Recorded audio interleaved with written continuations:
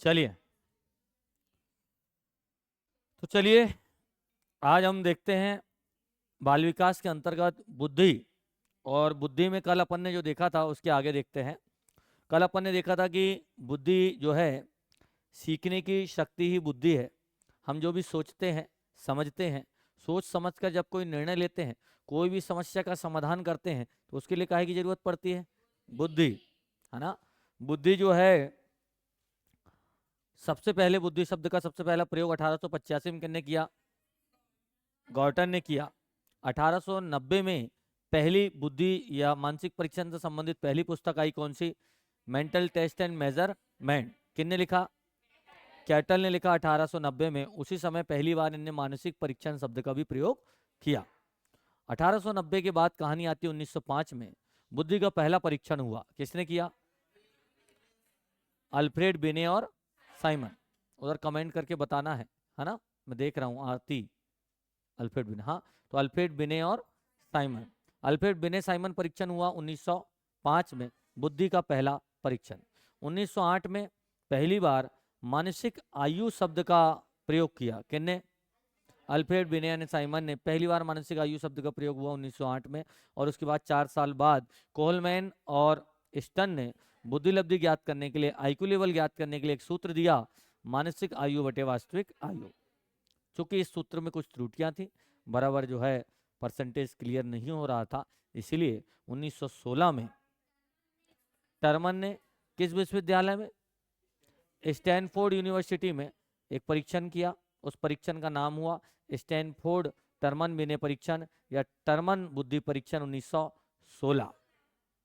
और 1916 में टर्मन ने बुद्धि लब्धि ज्ञात करने का, आईक्यू लेवल ज्ञात करने का एक नया सूत्र दिया, मानसिक आयु बटे वास्तविक आयु गुणित 100, MA बटे CA गुणित 100।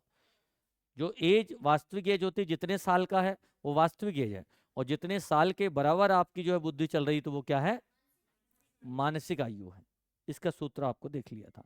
इसी के आधार पर टर्मन ने बुद्धि लब्धि का एक सारणी बनाया, एक चार्ट बनाया। उसमें इन्होंने बताया कि ऐसे बच्चे जिनका 25 से कम आईक्यू लेवल है वो क्या कहलाएंगे? जड़ बुद्धि, इडियट। 25 से 50 मूढ़, 70, 50 से 70 मूर्ख, 70 से नीचे सारे क्या कहलाएंगे? 70 से नीचे सबको क्या बोलेंगे? मूर्ख बुद्धि कहलाती है, 70 से नीचे। अब 70 से 79 मंद नहीं आई अभी, अभी निर्बल, अभी अम्मा अम्मा वाली चल रही है, अभी ऐसे ऐसे धीरे धीरे नहीं चल रहे हैं, बिल्कुल अम्मा अम्मा चल रहे हैं। निर्बल बुद्धि या क्षीण बुद्धि, निर्बल बुद्धि या क्षीण बुद्धि, ये कितना? 70 से 79। अब निर्बल और क्षीण के बाद अगली बुद्धि जो है ये आएगी मंद बुद्धि, 80 से 89 मंद बुद्धि, 80 से 89। 90 से 109 सामान्य बुद्धि, 110 से 119 तीव्र बुद्धि या श्रेष्ठ बुद्धि या क्षीण बुद्धि या सॉरी प्रखर बुद्धि, श्रेष्ठ बुद्धि, श्रेष्ठ, प्रखर, कुशाग्र, तीव्र या उत्तम बुद्धि इसको बोलते हैं। ठीक है, सामान्य से ऊपर होती है वो, कितनी? 110 से 119। 120 से 139 अति श्रेष्ठ, अति तीव्र, अति कुशाग्र, अति उत्तम। ठीक है, ये होगी 120 से 139। और 140 से अधिक प्रतिभाशाली, जो अपन लोग हैं। हंस रहे सब लोग, बोले हमको प्रतिभाशाली काहे बोल रहे हैं? हम प्रतिभाशाली है, अगर हम नौकरी लग गए या जॉब लग गए तो प्रतिभाशाली है। मान सकते नहीं, हो सकता है, प्रूफ कर दो, हो सकता, क्यों नहीं हो सकता भाई? प्रतिभाशाली मतलब क्या? 2% होते हैं दुनिया में। सामान्य कितने होते हैं? 50%। उससे तीव्र कितने होते हैं? 16। और उससे 7 कौन होंगे? अति तीव्र। और 2 कौन होंगे? प्रतिभाशाली। 100 में से 2 प्रतिभाशाली। अब वो 100 में से 2 कोई भी हो सकते हैं। 100 में से 2% क्या है? प्रतिभाशाली है। अब प्रतिभाशाली मतलब पढ़ाई के क्षेत्र में भी हो सकता है, प्रतिभाशाली मतलब खेल के क्षेत्र में भी हो सकता है, संगीत के क्षेत्र में भी हो सकता है ना। आपका जो है नृत्य के क्षेत्र में हो सकता है, या अन्य कोई कला अगर उसके पास है तो उसमें भी वह प्रतिभाशाली हो सकता है। अब आप मानिए कि जो यूट्यूबर है, जैसे वो जो धर्मेंद्र बिलोटा है ना, इंदौर वाला जो है, या आप कह लो आपका जो कॉमेडियन है वो एक और जो खचरा खचरा है ना, और जो उससे पहले जो चलता, सबसे पहले जो चलता था उसका नाम क्या है यार? अरे वो यूट्यूबर नहीं है, सबसे पहले जो चलता था यार, अच्छा नाम है, मुझे इतने लोगों में से नाम नहीं, चलो दूसरे यूट्यूबर बताओ। और ढेर सारे यूट्यूबर जिनकी मिलियन में फॉलोवर है, ठीक है, तो मिलियन में फॉलोवर है, उनके पास कोई ना कोई तो कला है, उस कला से करोड़ों लोग उनको देख रहे हैं। जब वो एक वीडियो डालते हैं करोड़ों लोग उनको देख रहे हैं। मोटिवेटर में आप विवेक बिंद्रा जी ले लीजिए, संदीप माहेश्वरी ले लीजिए, विकास सर ले लीजिए, ये टीचर्स की श्रेणी में इनको ले लीजिए, विकास सर है, खान सर है, ओझा सर है, ढेर सारे, वो एक मैडम है। तो ये सब क्या है, ये ब्रिलियंट पर्सनैलिटी है। अब से पढ़ाई के क्षेत्र में देखेंगे तो शिक्षा दिखेंगे आपको, लेकिन खेल के क्षेत्र में विराट कोहली, सचिन तेंदुलकर, इनको प्रतिभाशाली नहीं कहेंगे क्या? एक दो ही है ना ये करोड़ों में, धोनी जी। खेल के क्षेत्र में, नृत्य के क्षेत्र में देख लीजिए, ढेर महिलाएं आपको दिखेंगी। ऐसे ही जो है कला के क्षेत्र में बता रहा था आपको, ये कलाकार तो है, छोटे छोटे कलाकार है यूट्यूब में, करोड़ों सब्सक्राइबर है, लोग करोड़ों लोग देख रहे हैं और लाखों रुपए भी वो कमा रहे हैं, उनको प्रतिभाशाली नहीं कहेंगे? कहेंगे। भाई इनकी संख्या कितनी है? अगर ऐसे यूट्यूबर देखे जिनके करोड़ों फॉलोअर्स है, 10-20 ही मिलेंगे कि नहीं? करोड़ों लोग में 10-20 लोग यूट्यूबर है ऐसे। खिलाड़ी 10-20 ही खिलाड़ी को अपन जानते हैं, तो भले ही वो बहुत ज्यादा पढ़े लिखे नहीं है, लेकिन उनके पास कला तो है, उतनी मेहनत तो अपनी कला में कर रहे हैं, वो सब प्रतिभाशाली है। पूरे मध्य प्रदेश में 8 करोड़ लोग हैं, और 8 करोड़ लोग में 6 लाख लोग सरकारी जॉब में हैं, 6 लाख जो है गवर्नमेंट जॉब में है, तो इनको प्रतिभाशाली नहीं कहेंगे क्या? कहेंगे। प्रतिभाशाली है जब तो अपनी प्रतिभा को निखार के प्रतियोगिता परीक्षाओं को पास करके वहां पहुंच गया, तो आप भी प्रतिभाशाली में आ सकते हैं अगर जॉब लग गए तो। और बेरोजगार, बेरोजगार काहे में आएंगे? कहीं में नहीं आएंगे वो। औसत या सामान्य में कह लो, कौन कौन गिन रहा है यार बेरोजगार को? अभी आप सब सामान्य हो, गांव में ढेर लोग पढ़ रहे, तुम भी पढ़ रहे, जॉब लग गई तो आप अपर लेवल में आ जाएंगे। तो अपने आप को अपर सिद्ध करने का आखिरी और अंतिम मौका है, तो दिन रात एक करो, पढ़ो और अपने आप को सिद्ध करो, या कोई कला तुम्हारे पास होगी तो दिखाओ, यहाँ लोग देखे रहे यूट्यूब पे। तो कला हो तो नाच के दिखाओ, संगीत हो तो गा के दिखाओ, खेल सकते तो खेल के दिखाओ।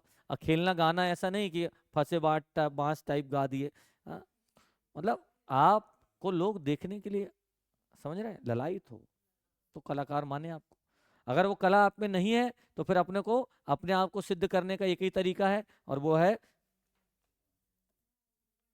विद्या माता है, इसको पढ़ो और आगे बढ़ो, यहां अपन अपने आप को सिद्ध कर सकते हैं। अरे हो क्या? चलिए तो देखते हैं बुद्धि के विषय में। अपन बुद्धि के विषय में अपन देख रहे थे कि बुद्धि जो है 1905 में पहली बार बुद्धि शब्द का प्रयोग, पहली बार बुद्धि का परीक्षण किया किसने? अल्फ्रेड बिने साइमन ने। ये हो गया था टर्मन की बुद्धि लब्धि का। अपन ने अभी सारणी देखा, इसमें देखा कि मूर्ख कितने होते हैं? 2%। क्षीण बुद्धि वाले कितने होंगे? कितना? 7। और निर्बल बुद्धि मतलब जो मंद बुद्धि होंगे वो 16। सामान्य बुद्धि वाले 50। तीव्र बुद्धि वाले 16। तीव्र वाले 16, अति तीव्र वाले 7, और प्रतिभाशाली 2%। तो अपने को 2% में आना, या अति वाले में आ जाओ, कम से कम 7 वाले में आ जाओ या 2 वाले में आ जाओ। समझ में आ रहा क्या? ये 16 वाले में तो आ ही जाओ, लेकिन सामान्य में रहने में कोई भीड़ की कोई बखत नहीं, भीड़ को कोई गिनता नहीं, भीड़ को कोई पूछता नहीं। समझ में आ रहा? भीड़ में अपने को रहना नहीं। तो साहब देखते हैं बुद्धि की कुछ विशेषताएं, देखते हैं बुद्धि की विशेषता और बुद्धि के प्रकार और बुद्धि के सिद्धांत। तो बुद्धि की विशेषता। तो गुरु बुद्धि क्या है? तो बुद्धि एक जन्मजात शक्ति है। क्या अर्जित शक्ति है? बुद्धि जन्मजात है क्या अर्जित है? क्या अर्जित है? सीख लो, कहीं से ले लो। बुद्धि क्या है? जन्मजात शक्ति है। सबको जन्म से कहां से मिली है? वंशानुक्रम। हमारे वंशानुक्रम से हमको मिली है क्या? बुद्धि। तो बुद्धि जन्मजात शक्ति है। ये सब में जन्मजात योग्यता है, जन्म से ही हमको मिली है। नहीं, हाँ, आगे बता रहा हूं ना मैं। तो बुद्धि जो है एक जन्मजात योग्यता है जो हमको जन्म से मिली है। इसे हम अर्जित नहीं कर सकते। बुद्धि को अर्जित नहीं किया जाता, ज्ञान को अर्जित किया जाता। अभी आप मेरे से ज्ञान सीख रहे हैं। कोई मंदबुद्धि को मैं इंटेलिजेंट नहीं बना सकता, कितने भी पढ़ाऊं। हाँ, ज्ञान बढ़ा सकते हैं, लेकिन बुद्धि बढ़ाई नहीं जा सकती। नहीं बढ़ाने को रहता तो मेडिकल पे दवाई मिलती और पी लिए 2 सायराप और बुद्धि बढ़ गई और इंटेलिजेंट हो गए बोले हम। समझ में आ रहा क्या? ऐसा कुछ नहीं होता। तो बुद्धि जो है जन्मजात शक्ति है। हालांकि ज्ञान हम बढ़ा सकते हैं वातावरण से। बुद्धि पर वंशानुक्रम और वातावरण दोनों का प्रभाव पड़ता है। बुद्धि पर वंशानुक्रम व वातावरण दोनों का प्रभाव पड़ता है।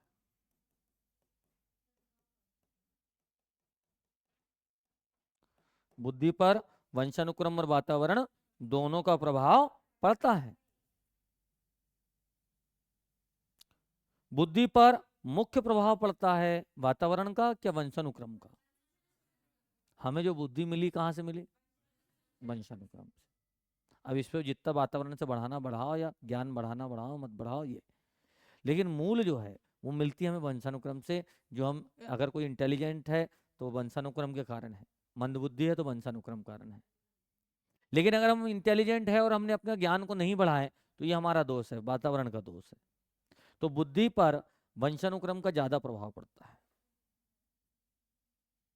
बुद्धि पर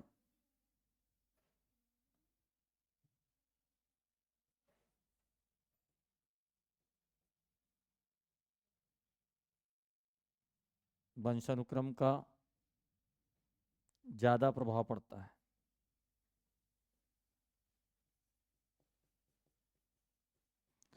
वातावरण का सिर्फ 10 बिंदु तक प्रभाव पड़ता है। कितना? वातावरण का 10 बिंदु तक प्रभाव पड़ता है।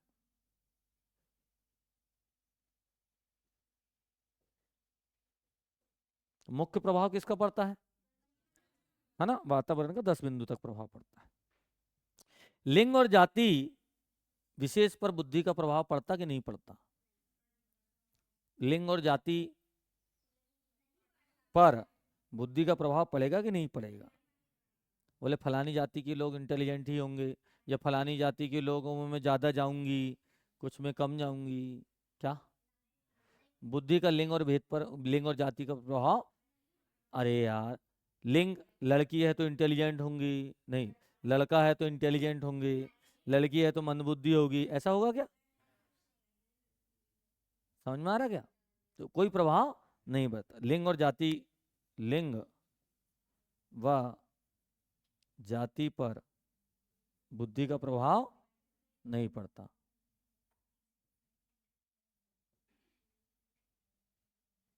ठीक है? अच्छा, लिंग और जाति का बुद्धि पर कोई प्रभाव नहीं पड़ता।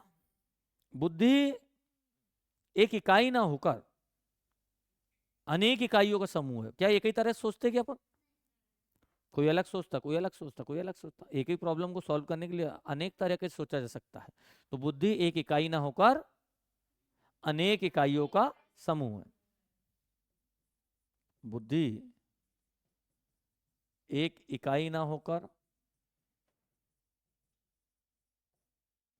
अनेक इकाइयों का समूह है।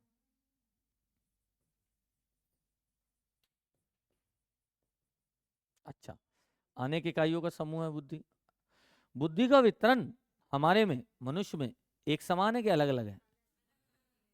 क्या एक समान है? सब में एक सी बुद्धि है?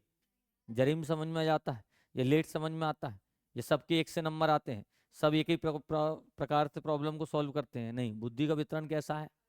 अलग अलग है। कोई इंटेलिजेंट है, कोई कम इंटेलिजेंट है, कोई बहुत ज्यादा इंटेलिजेंट है। अब कोई डेढ़ बुद्धि है। अब हम हमारी बुद्धि का उपयोग कहाँ कर रहे हैं, ये हमारे ऊपर निर्भर करता है। ऐसा जरूरी नहीं है कि कोई मंद बुद्धि है तो वो झंडे नहीं गाड़ सकता, और ऐसा भी जरूरी नहीं है कि कोई बहुत तीव्र बुद्धि है तो वह बहुत झंडे गाड़ दे। हो सकता है बहुत इंटेलिजेंट है, चोरी करना, वातावरण खराब मिला, साथियों के साथ चोरी करना शुरू कर दिया, जेल में है। हो सकता है मंदबुद्धि है, लेकिन वातावरण अच्छा मिला, व्यवसाय करके खूब सक्सेस पा लिया, करोड़ों में खेल रहा है। ये भी हो सकता है। तो अपने में जो बुद्धि आई वंशानुक्रम से आई है, उस बुद्धि का हम कितना उपयोग करके उसे कहाँ तक ले जा रहे हैं। जैसे अभी मैंने बताया था, कोई व्यक्ति 5 बार फेल हुआ 10वीं में, परसों ही रिजल्ट आया और वो अभी पुलिस में भर्ती हो गया, एमपी पुलिस में। 12th फेल मूवी, अब जीता जागता उदाहरण मनोज शर्मा जी की। 12वीं फेल हुआ व्यक्ति, वहां नकल से पास होते थे, लेकिन उनने खाया, सोचा कि नहीं मैं पास आईएएस ही बनूंगा, तो इतना पढ़ा इतना पढ़ा इतना पढ़ा, आईएएस बन गए। यहाँ वर्ग 3 के लाले पड़े हुए हैं। बोले कैसे बन जाते सर, हम तो 12वीं पास भी हो गए, बोले कॉलेज भी पास हो गए, डीएड भी कर लिए, और कोचिंग भी आ गए लक्ष्य अकेडमी। समझ में आ रहा? तो जब लोग 12वीं फेल होकर आईएएस बन सकते हैं, लोग 10वीं में 5 बार फेल होकर पुलिस में ज्वाइन हो सकते हैं, अपने एमपीच के हैं सब, तो तुम भी बन जाओगे। बनना ही पड़ेगा, तुम्हारे पास इसके अलावा कोई विकल्प नहीं है अपने आप को प्रूफ करने का। तो बुद्धि का वितरण कैसा है गुरु? बुद्धि का वितरण सब में असमान है, सब में अलग अलग बुद्धि होती है। बुद्धि का वितरण क्या है? सब में असमान है। इसके बाद देखिए, बुद्धि का वितरण असमान है। बुद्धि अनुभव से लाभ उठाने की योग्यता ही बुद्धि है। अब बुद्धिमान किसको कहेंगे आप? जब वह अपने अनुभव से लाभ उठाए। कैसा? देखिए, अनुभव से लाभ उठाना ही बुद्धि है। लाभ उठाने की योग्यता ही बुद्धि है।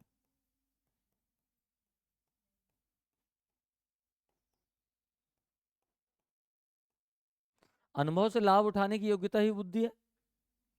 मान के चलिए, किसी ने आपको पैसे उधार लिया और वापस नहीं दिया, फिर आपने एक और किसी को और दे दिए, उनने वापस नहीं किया, फिर तीसरा व्यक्ति आया, बोले उधार चाहिए, और अगर आप उसको फिर से उधार दे रहे हो तो आपको बुद्धिमान कहेंगे? मूर्ख कहेंगे, मूर्ख। क्यों कहेंगे मूर्ख? क्योंकि जब आपको पहले से अनुभव हो गया है कि जो लोग उधार देते हैं वो वापस नहीं देते, तो फिर आपको उस अनुभव से लाभ उठाना चाहिए, और जो उधार मांगने आया है उसे क्षमा मांग के कहना चाहिए कि कल ही तो और किसी को दे दिया हूं मैंने। कोई ना कोई बहाने बताना पड़ेगा ना। एक तो एक छोटा उदाहरण है, ढेर सारे उदाहरण हो सकते हैं। हम जिस गली से जा रहे हैं, उस गली में अगर कोई पत्थर है जिससे हमको ठोकर लगती है, हमको अनुभव हो गया है, उसके बाद भी हम वहां तेज गाड़ी चला रहे हैं और पत्थर से कूद कर गिर गए, मुंह भरा लिए, मुंह फोड़ लिए, वो बुद्धिमान कहेंगे क्या? नहीं।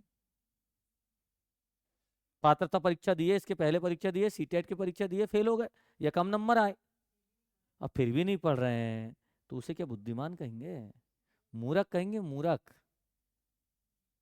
अनुभव से लाभ उठाना पड़ेगा, पुराने अनुभव से लाभ उठाना पड़ेगा, तो उसे बुद्धिमान कहेंगे। ठीक है साहब? बुद्धि 18 वर्ष तक लंबवत चलती है, किशोर अवस्था तक सीधी सीधी खूब, और उसके बाद क्षैतिजी हो जाती है।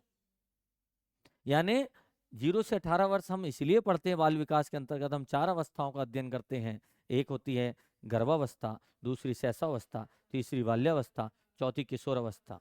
ये 4 अवस्थाओं का अध्ययन करते हैं 18 वर्ष तक बाल्य, इसमें बाल विकास में। वो इसलिए क्योंकि यहीं तक शारीरिक और मानसिक विकास तीव्र गति से होता है, उसके बाद तो फिर होते ही रहता है जिधर जाओ उधर। तो किशोर अवस्था तक 16 से 18 अवस्था तक बुद्धि तीव्र गति से सीधी सीधी चलती है। जो सिखा दो वो बच्चा सीख जाएगा, जो सीखना है वो सीख जाएंगे। उसके बाद क्षैतिजी हो जाती है। तो बुद्धि 16 से 18 वर्ष तक, मतलब कब तक? किशोरावस्था तक।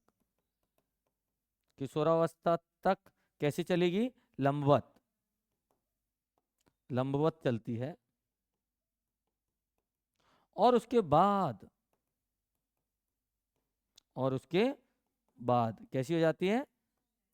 क्षैतिजीय हो जाती है। उसके बाद क्षैतिजीय हो जाती है जीवन पर्यंत। अरे समझ ला क्या उधर लास्ट में? कोई नया बच्चा आए और वो सुने, बोले समझ ला क्या? बोले हो। बोले कैसे? यहाँ कोई आदिवासी तो नहीं पढ़ रहे हैं? बोले है ना? मतलब कितनी, देखो एक शब्द में इतना मजा आ रहा है। तो ये जो है, भाषाओं को भारत में संसाधन के रूप में लिया जाता है। जब आपकी कक्षा में बच्चे आते हैं तो उनकी सभी भाषाओं को मान्यता देना चाहिए, उनको संसाधन के रूप में उपयोग करना चाहिए और आनंद लेना चाहिए।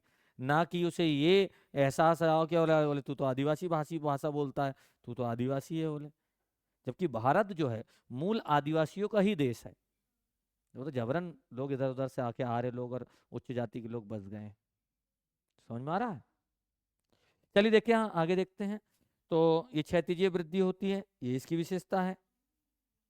बुद्धि के प्रकार,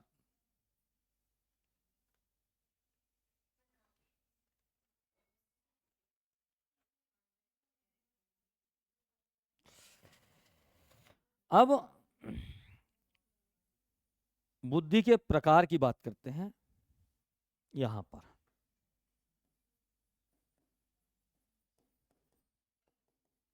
बुद्धि के प्रकार, तो बुद्धि के जो है 3 प्रकार होते हैं, और ये बताया है थांडाइक ने और गैरेट ने। मनोवैज्ञानिक है थांडाइक, उन्होंने बताया है, और बताया किसने? गैरेट ने। बुद्धि के प्रकार होते हैं 3, बताया किसने? थांडाइक, थांडाइक और गैरेट ने। थांडाइक और गैरेट ने बुद्धि के प्रकार बताया 3। पहली बुद्धि होती है मूर्त बुद्धि। कौन सी? मूर्त बुद्धि। दूसरी अमूर्त बुद्धि, और तीसरी सामाजिक बुद्धि।